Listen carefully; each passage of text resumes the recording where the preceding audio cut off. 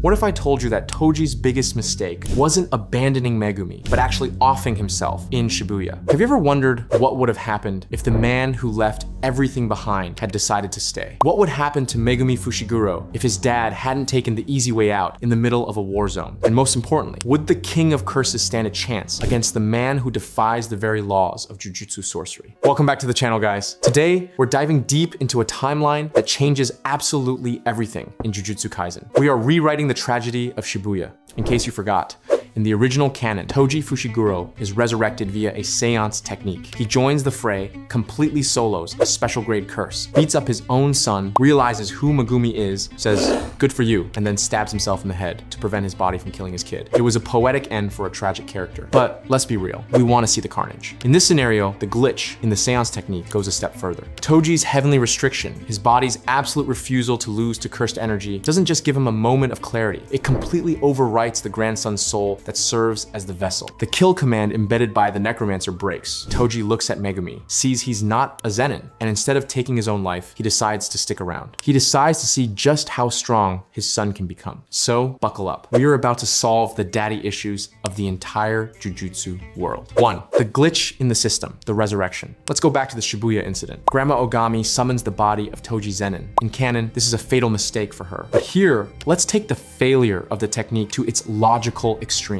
Toji's heavenly restriction isn't just a strong body, it is an absolute rejection of cursed energy. When the grandson's soul tries to coexist with Toji's body, Toji's flesh says no. The rewrite is total. The kill command embedded by the necromancer snaps instantly. Toji doesn't just gain consciousness, he gains total dominion. He looks at his own hands. He smells the blood and fear in Shibuya. And instead of thinking about dying, he thinks, I'm broke, I need money, and I think I saw my kid back there. Toji doesn't kill himself. He decides to see how far this free pass at life will take him. 2. The Alley of Death, changing history. Cut to the alleyway. Megumi is wounded, cornered, exhausted. Toji is standing over him, playful cloud, pulsing red. In the original timeline, Toji asks his name, gets happy he's not a Zenin, and stabs his own brain. Poetic end?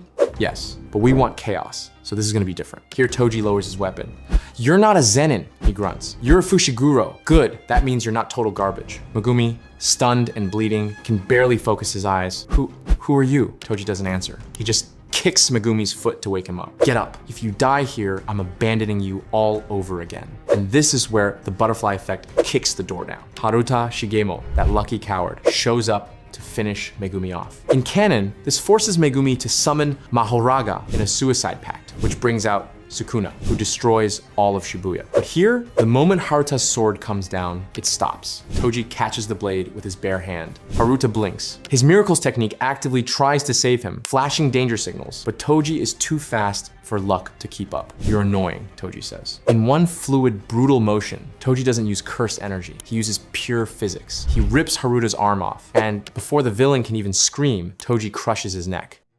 This change is huge for the series. Megumi never summons Mahoraga. Sukuna doesn't take control in Shibuya. Jogo's meteor never drops. Malevolent Shrine doesn't turn civilians into dust. Inumaki doesn't lose his arm. The entire massacre of civilians caused by Sukuna is avoided. Yuji Itadori wakes up later, confused, but his soul isn't shattered by the weight of thousands of deaths. Shibuya is still a disaster. Gojo is still sealed, but the body count has dropped by 80%. Toji, he loots Haruta's body, takes his sword, and tells Megumi, don't follow me. Then he vanishes into the shadows. 3. Intermediate arcs, the Zenin nightmare. Now we enter the perfect preparation arc. The Zenin clan, in their infinite arrogance, decides to execute Yuji, Megumi, and Maki. Naoya Zenin and Ogi Zenin are feeling like kings of the world.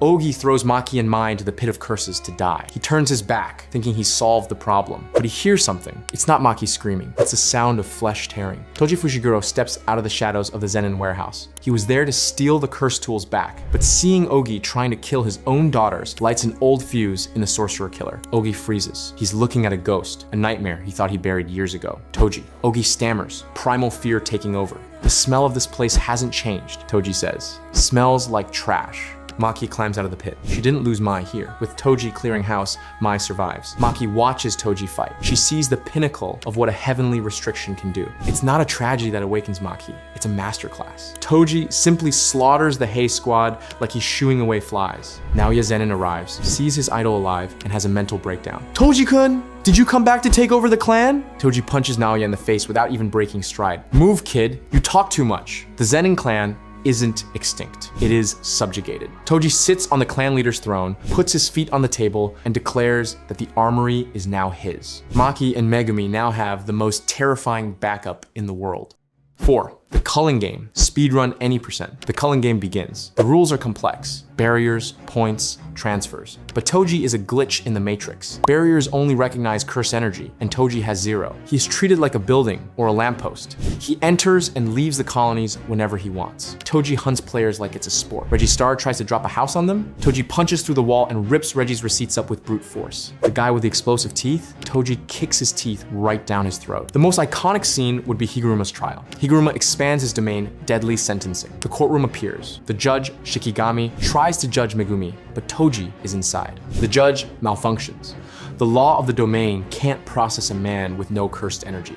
It's like trying to prosecute a thunderstorm for trespassing. Toji walks up to Higuruma while the lawyer sweats bullets. Does your hammer work on someone with no magic? Toji asks, grinning that shark-like grin. Higuruma undoes the domain and surrenders immediately. I'd rather negotiate. Everything seems easy until fate comes to collect. Yorozu reveals herself in Tsumiki's body. Megumi's heart breaks, and Sukuna sees his chance. 5. The climax. The king versus the monster, Shinjuku. We are on the rooftops of Shinjuku. Sukuna takes over Itadori's body, uses the Enchain Vow, knocks out Hanakurusu, and rips off his own finger. He runs to force Megumi to swallow the cursed object and take his body. In canon, he succeeds, but here, there's a bodyguard. A black blur intercepts Sukuna in midair. Toji vs Sukuna in Yuji's body. The impact breaks the sound barrier. Sukuna is thrown backward. He lands, laughing, the monkey who broke fate. You should be dead. Toji spins the inverted spear of heaven, which he recovered from the Zenin vault, obviously. And you should stop trying to enter teenagers, you creepy old man. The fight is insane. Sukuna is the master of sorcery. Toji is the master of nullifying sorcery. But Sukuna is smart. He knows the goal is Megumi. He uses a massive cleave on the environment, creating a curtain of dust and rubble. In the chaos, he manages to get to Megumi. He forces the finger down his throat. The transformation happens. Sukuna takes over Megumi Fushiguro. The king of curses now has the 10 shadows. Megumi sinks into the darkness. But unlike canon, where he gives up, he hears his father's voice. If you let this parasite win, I'm disowning you. Sukuna, now in Megumi's body, summons a giant Nue to kill Yuji and Maki. Toji, bleeding from several cuts because his zombie regeneration is reaching its limit, stands up. He looks at the monster wearing his son's face. Okay, Toji says, cracking his neck. Now, it's personal. Toji draws the split soul katana. Final boss. Toji and Yuji versus Sukuna in Megumi's body. Sukuna tries to use Mahoraga. With this treasure, Toji is too fast. He doesn't wait for Sukuna to speak or the wheel to turn. He charges through the invisible cuts of dismantle, his body getting sliced up, chunks flying, but he doesn't stop. It is the definition of tenacity. He drives the split soul katana straight into Sukuna's chest. The sword attacks the soul directly. Sukuna screams. For the first time in 1,000 years, he feels genuine fear, not of a technique, but of a man who refuses to die. Yuji takes the opening created by Toji and lands a black flash with soul damage. It's a father and brother combo. Toji holds Sukuna in a chokehold, ignoring the fact that Malevolent Shrine is slicing his back into ribbons. Now, kid, rip him out! Yuji delivers the final blow on the boundary of the soul. Sukuna's fate, the humiliation. With the impact, Sukuna is ejected. We don't see a body falling. We see a mass of grotesque, pulsating, raw, cursed energy being vomited out of Megumi. It is Sukuna's soul, exposed and vulnerable. Does he try to go back to Yuji? No. Yuji is already a cage for him. Does he try Toji's body? Impossible. The body is falling apart. For the first time in 1,000 years, the King of Curses is homeless. Uraume, realizing the disaster, abandons their fight against Hakari and tears through the sky. The loyal servant uses an ice ritual to collect Sukuna's unstable essence before it dissipates into the air. They flee. Sukuna doesn't leave as the conqueror of the world. He leaves carried in Uraume's arms like a runaway plague, desperate to find his original mummy to survive. He lost the 10 shadows. He lost Mahoraga. And now he's got Gojo and the entire cast of sorcerers hunting for his head. The king has been dethroned.